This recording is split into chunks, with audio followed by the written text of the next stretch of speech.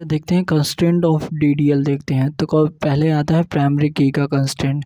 तो प्राइमरी की कैसे डिफाइन करते हैं, तो इसके लिए देख यहाँ पे देख क्या है, एक टेबल बना रहे हैं, क्रिएट टेबल कस्टमर नाम से टेबल बना रहे हैं।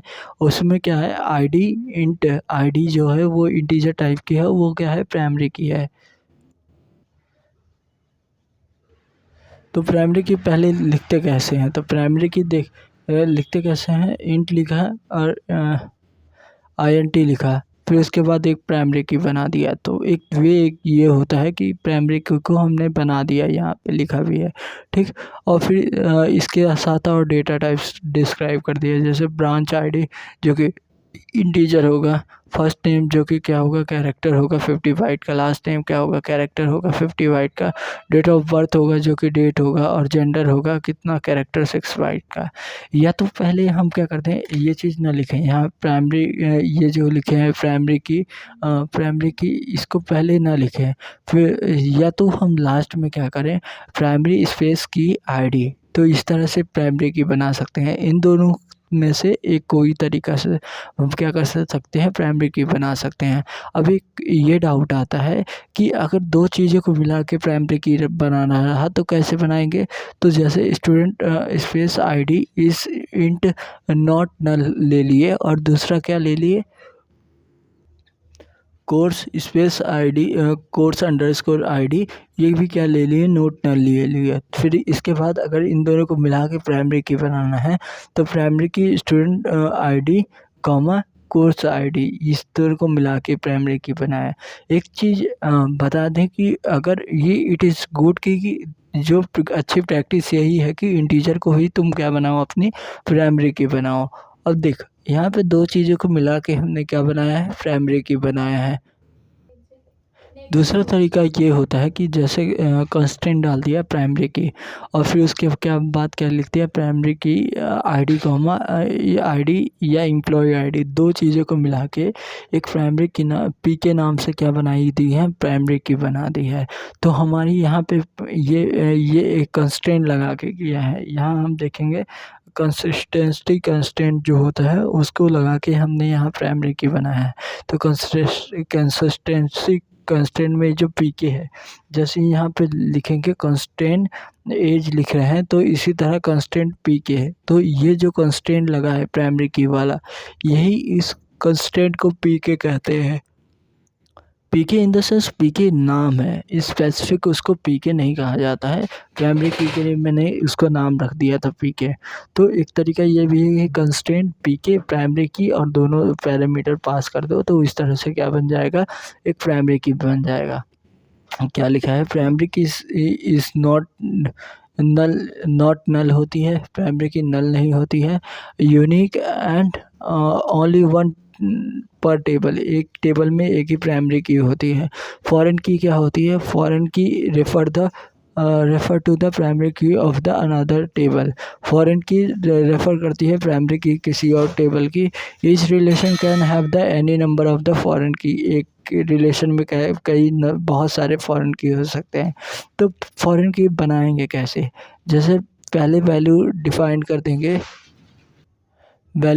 कर देंगे इन द सेंस कि जैसे आईडी इंट प्राइमरी की डिफाइन कर दिए, क्रिएट टेबल ऑर्डर की प्राइमरी की डिफाइन कर दिए। इसी तरह डिलीवरी अंडरस्कोर डेट, इसको डेट में डिफाइन कर दिया। ऑर्डर अंडरस्कोर प्लेस, इसको भी डेट में डिस्क्राइब कर दिया। कस्टमर अंडरस्कोर आईडी इंट, ये देखेगा ये क्या है, एक की डिफाइंड हुआ है, इसी को एज अ फॉरेन की डिफाइन करेंगे। कैसे, फॉरेन की लिखेंगे, फिर इसके बाद जो वेरिएबल है जिसको बनाना है फॉरेन की, तो उसी को लिख देंगे। जैसे कस्टमर आईडी कस्ट अंडरस्कोर आईडी, ये इसको यहाँ लिखा जाएगा। फिर लिखा जाएगा रेफरेंस, जैसे यहाँ लिखा है क्या, फॉरेन की, फिर उसके बाद चाइल्ड आईडी लिखेंगे, फिर उसके बाद रेफरेंस लिखेंगे। रेफरेंस लिखने के बाद क्या करेंगे, पेरेंट्स टेबल का नाम लिखेंगे, और उसके बाद पेरेंट्स की जो प्राइमरी की होगी उसका नाम लिखेंगे। जैसे यहाँ पे देखेगा रेफरेंस REFERENCES, रेफरेंस कर रहा कस्टमर टेबल में जो आईडी है वो चीज़ को। तो मतलब कस्टमर टेबल में जो आईडी है वो यहाँ वही सेम वैल्यू क्या होगी, कस्ट अंडरस्कोर आईडी में स्टोर होगी और ये एज अ फॉरेन की यहाँ पे क्या करेगा, काम करेगा। तो ये एक तरीका हो गया। यूनिक क्या होता है, unique can be null. Unique क्या हो सकता है, या तो नल हो, कैन नल भी हो सकता है। और table can have the multiple unique attribute, एक ऐसा टेबल जिसमें क्या होगा, बहुत सारे एट्रीब्यूट होंगे, वो उसको क्या, बहुत सारे एट्रीब्यूट यूनिक हो सकते हैं। देख, एक टेबल में एक ही प्राइमरी की हो सकते हैं, बट एक टेबल में मल्टीपल यूनिक एट्रीब्यूट हो सकते हैं। फॉर एग्जांपल देख, अब यहाँ पे क्या किया है, क्रिएट कर रहे हैं टेबल कस्टमर की, जिसमें ईमेल की क्या कर दिया, डेटा टाइप डिस्क्राइब किया varchar 1020। तो ये हो गया varchar की साइज़, और इसके आगे यूनिक लिख दिया।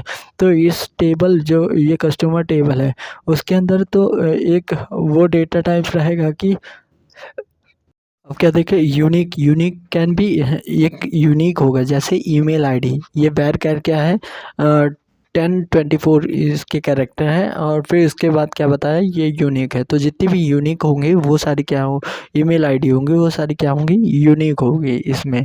ठीक, फिर इसके बाद आते हैं चेक कंस्ट्रेंट। चेक कंस्ट्रेंट कैसे चेक लगाते हैं, कोई भी जब वैल्यू कड ऑपरेशन परफॉर्म करते हैं और फिर उसके बाद कड ऑपरेशन परफॉर्म करने के बाद उसके पहले भी चेक कंस्ट्रेंट काम करता है और फिर उसके बाद भी करता है। तो इसको लिखते कैसे हैं कि सपोज एज इंट लिखा, एक डाला, तो इसमें लिखेंगे क्या, कंस्ट्रेंट लिखेंगे, कंस्ट्रेंट, और फिर उसके बाद कंस्ट्रेंट का नाम लिखते हैं एज अंडरस्कोर चेक जैसे लिखे, और फिर इसमें क्या करेंगे, चेक लिखेंगे। ये दो कीवर्ड है जो कैपिटल में लिखे हैं, एज इज ग्रेटर दैन 12। तो अब वही एज अंडर होगी जिसमें ग्रेटर दैन 12 होगी। अब मुझे एज 18 से 26 के बीच में चाहिए, तो उसके लिए क्या कर सकता हूँ, कंस्ट्रेंट एज अंडरस्कोर चेक लगा दूँ, फिर चेक लगा दूँ एज बिटवीन किससे, 18 एंड 26, इन दोनों के बीच में एज होगी, तो 18-26 के बीच में तो हो जाएगी। यह तो 18 चाहिए या तो 26, तो कंस्ट्रेंट एज अंडरस्कोर चेक कर लें कि एज इन 18 से 26, 18 कॉमा या तो 18 होगी या 26 होगी तभी इंसर्ट होगी, या एज मॉडलो चाहिए 3 से डिवाइड हो तभी, तो एज मॉडलो 3। इसके अंदर कंडीशन लिख सकते हैं, प्रॉपर चेक के बाद एक पैरेंथेसिस को ओपन करके क्लोज करके इसके अंदर प्रॉपर कंडीशन लिख सकते हैं कि हमें एज में क्या वो चाहिए। तो जैसे यहाँ देख एज अंडरस्कोर चेक है, तो as underscore check can also avoid this, ये अवॉइड करती है MySQL, अवॉइड करती है MySQL generate name of the constraint automatically. Avoid कर सकते हैं ये कंस्ट्रेंट को, एज चेक जो है उसको अवॉइड कर सकती है। और MySQL क्या करती है, ऑटोमेटिकली जनरेट कर लेती है कंस्ट्रेंट का name, constraint name of the constraint automatically generate कर देती है। अब आते हैं डिफ़ॉल्ट। डिफ़ॉल्ट क्या होता है, कोई डिफ़ॉल्ट वैल्यू किसी वेरिएबल में रखनी हो तो उसके हिसाब से डिफ़ॉल्ट यूज़ करते हैं।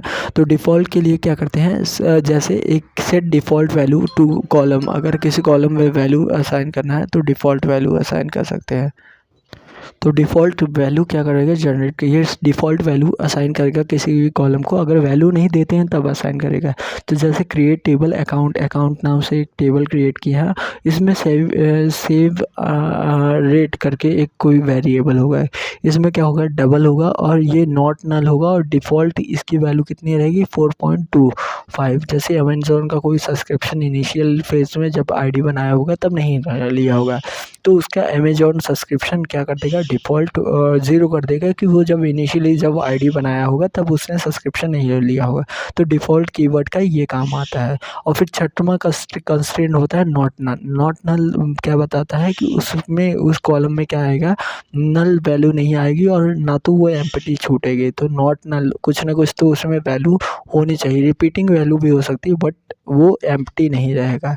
जैसे यहाँ नॉट नल डिफ़ॉल्ट कर दिया, तो अगर कोई वैल्यू नहीं असाइन करते हैं तो डिफ़ॉल्ट 4.25 ये क्या हो गई, असाइन हो जाएगी। तो इस तरह से DDL कंस्ट्रेंट थे। ठीक, An attribute can be primary key and foreign key in the table. एक attribute क्या हो सकता है, foreign primary key भी हो सकता है और foreign key भी हो सकता है एक ही टेबल के अंदर।